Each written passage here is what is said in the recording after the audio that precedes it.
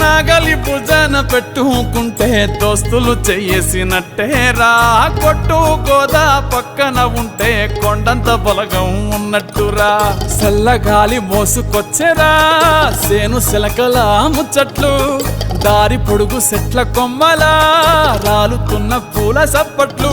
గట్టి మోపులు కాల్వ గట్టులు చెమట సుక్కల్లో తడిసిన ఈ మట్టి గంధాల పల్లెటూరు దీని తీరే